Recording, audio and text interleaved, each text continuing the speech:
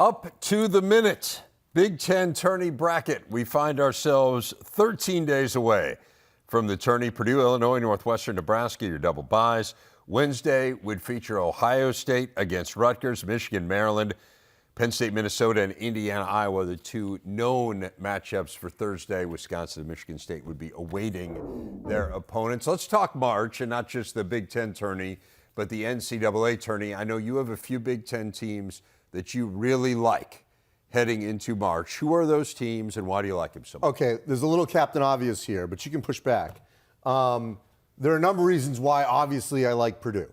Not just to advance, but to get to Glendale.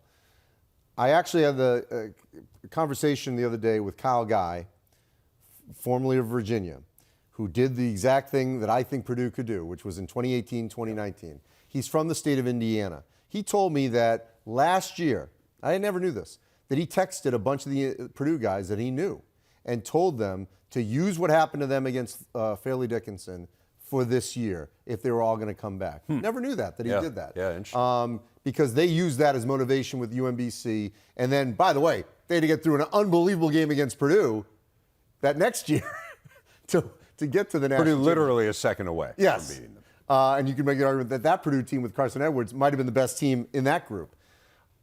Lance Jones and Braden Smith and Zach Edey, they're all better.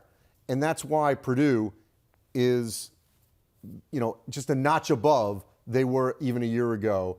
It also lays out with Indianapolis and Detroit. I do think if they can just get out of Indy, they will feel the weight off of them. Even though the year before they lost to St. Peter's in a Sweet 16 situation, I just think what happened last year, just get to Detroit and they will feel some relief. I agree.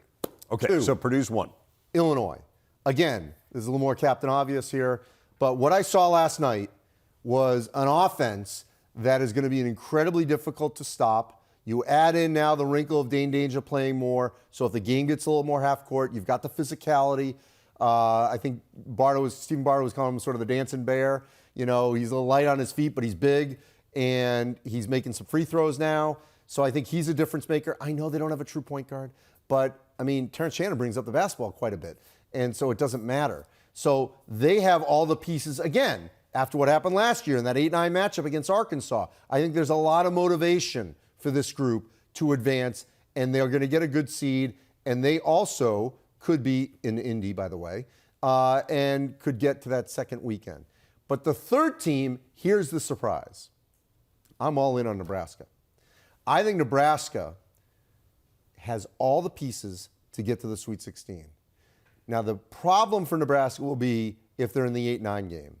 Because of the other number ones, they're not going to play Purdue. But I don't see them beating UConn. I don't see them beating Houston. If Arizona, Carolina, Tennessee, I think they have a chance. If they're in a 7-10, which they certainly could be, either way, right, I legitimately think they could beat any of the twos because they can score. Rick Mast is a matchup problem. They can defend. Juwan Gary's playing great right now. This team's, together. They've now won on the road, which is something that they had not been able to do. And they're just finally hitting a consistent streak.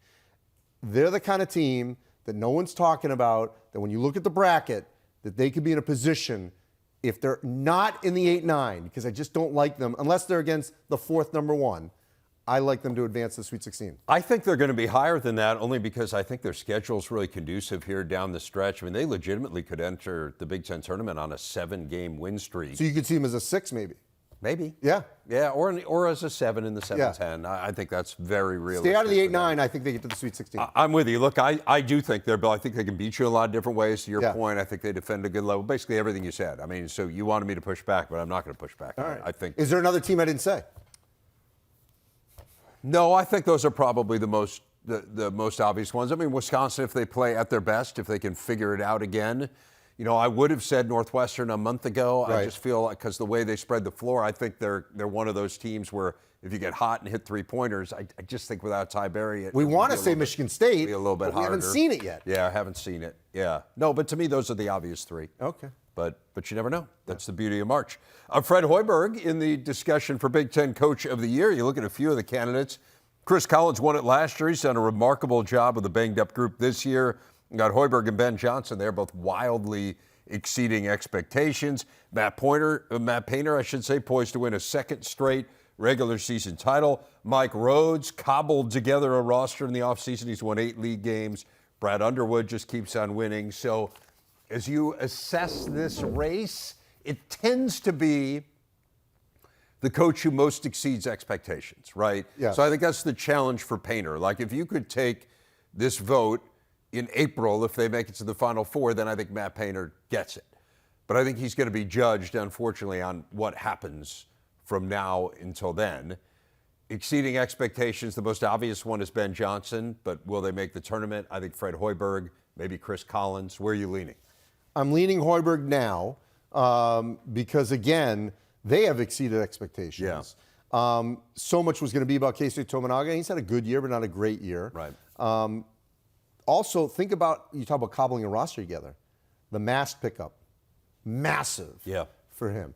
Also, has gone through some injuries on this roster. It had happened in the past, but this year they were able to navigate it a little better. I mean, Gary obviously at one point. And the fact that they were able to win a little bit away from home, which had also been another bugaboo. The fact that they could get a double bye, all point toward Hoiberg, I think, is right now as the coach of the year. But I would not dismiss Chris Collins.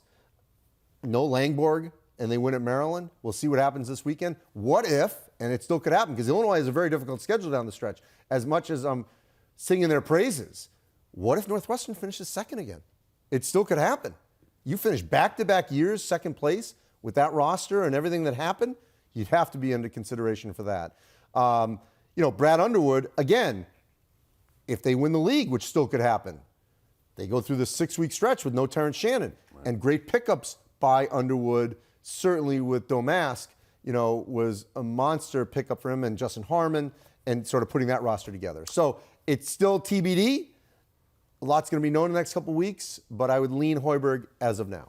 Right. And again, it kind of comes back to what are these different variables? Like you're talking about, what's interesting about Underwood and Collins is that they have faced adversity in the course of the season, and they've been able to navigate it.